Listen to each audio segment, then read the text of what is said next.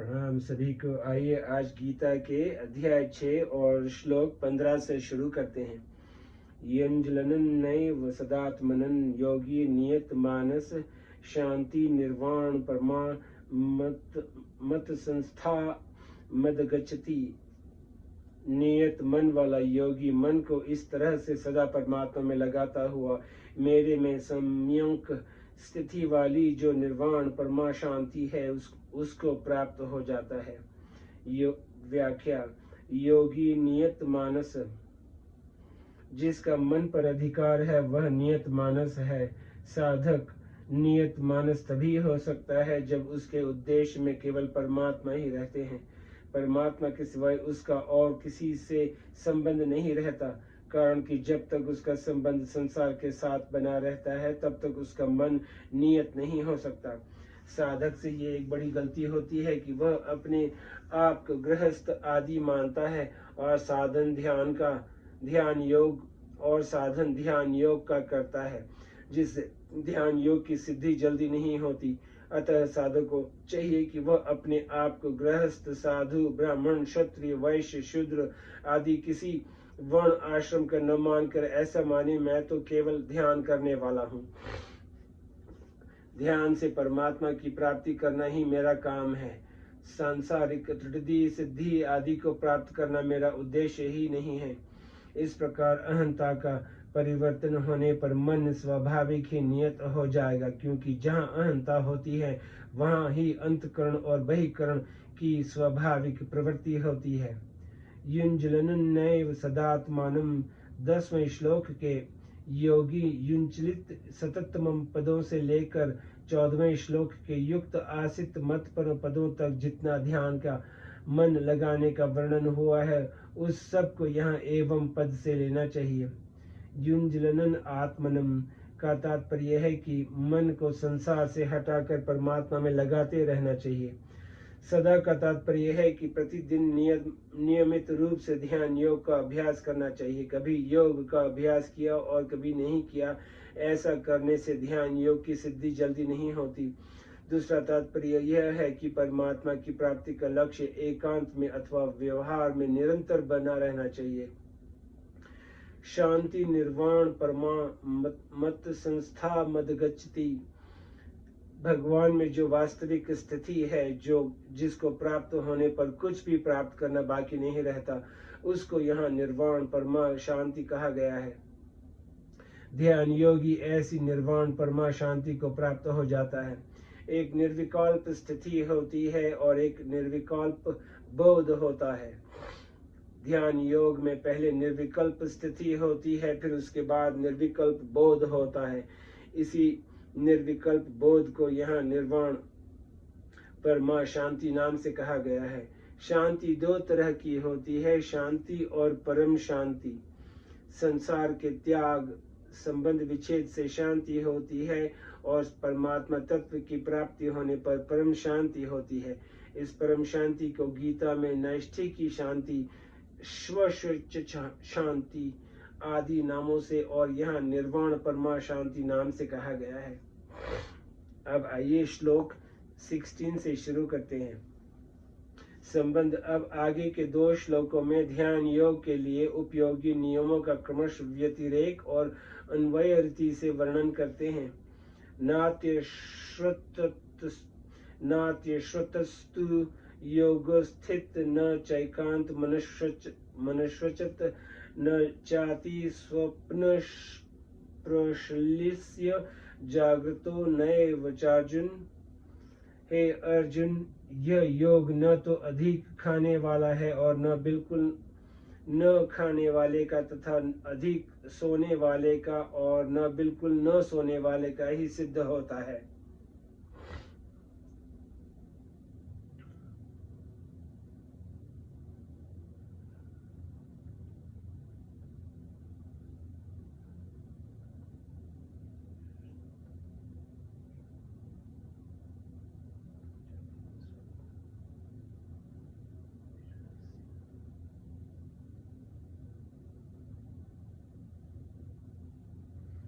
व्याख्या। नात्य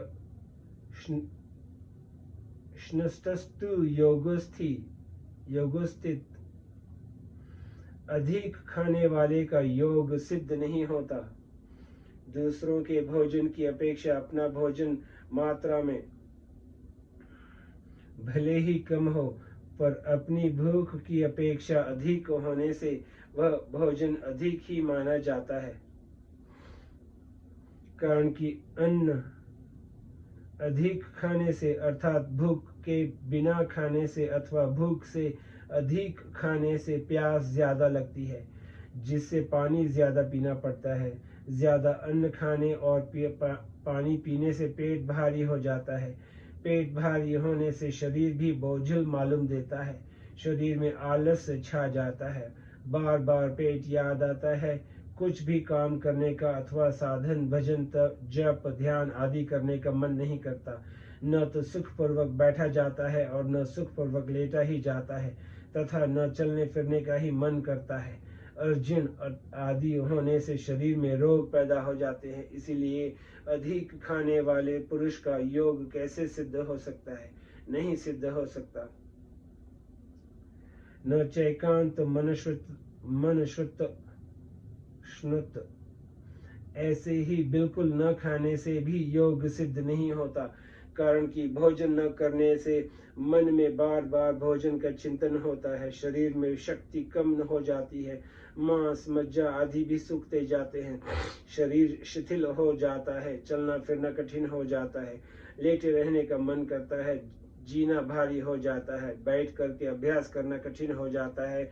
चित्त परमात्मा में लगता ही नहीं। ऐसे पुरुष का योग कैसे सिद्ध होगा?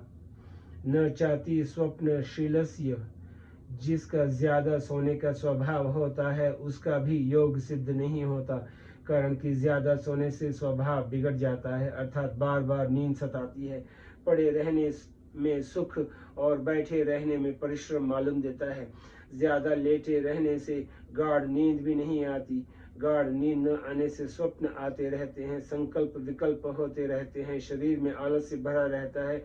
आलस्य के कारण बैठने में कठिनाई होती है। अतः वह योग का अभ्यास भी नहीं कर सकता। फिर योग की सिद्धि कैसे होगी? जागृतो नैव चार्जुन, हे अर्जुन, जब अधिक सोने से भी योग की सिद्धि नहीं होती, तो फिर बिल्कुल न सोने से योग की सिद्धि हो ही कैसे सकती है? क्योंकि आवश्यक नींद न लेकर अधिक जगने से बैठने पर नींद सताएगी, जिससे वह योग का अभ्यास नहीं कर सकेगा। सात्विक मनुष्यों में भी कभी सत्संग का, सात्विक गहरी बातों का, भगवान की कथा का अथवा भक्तों के चरित्रों का प्रसंग छिड़ जाता है तो कथा आदि कहते हुए सुनते हुए जब रस आनंद आता है तब उनको भी नींद नहीं आती। परंतु उनका जगना और तरह का होता है, अर्थात राजसी तामसी वृत्ति वालों का जैसा जगना होता है वैसा जगना सात्विक वृत्ति वालों का नहीं होता। उस जगने में सात्विक मनुष्यों को जो आनंद मिलता है उसमें उनको निद्रा के विश्राम की सुख खुराक मिलती है। अतः रातों जगने पर भी उनको और समय में निद्रा नहीं सताती। इतना ही नहीं, उनका वह जगना भी गुणातीत होने से सहायता करता है। परंतु राजसी और तामसी वृत्ति वाले जगते हैं और तो उनको और समय में निद्रा तंग करती है और रोग पैदा करती है। ऐसे ही भक्त लोग भगवान के नाम जप में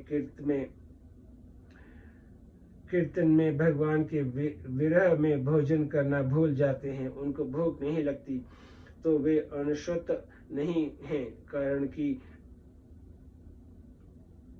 भगवान की तरफ लग जाने से उनके द्वारा जो कुछ होता है वह सत्य हो जाता है। आइए आज यहीं पे समाप्त करते हैं, फिर कल श्लोक 17 से शुरू करेंगे। नमस्ते।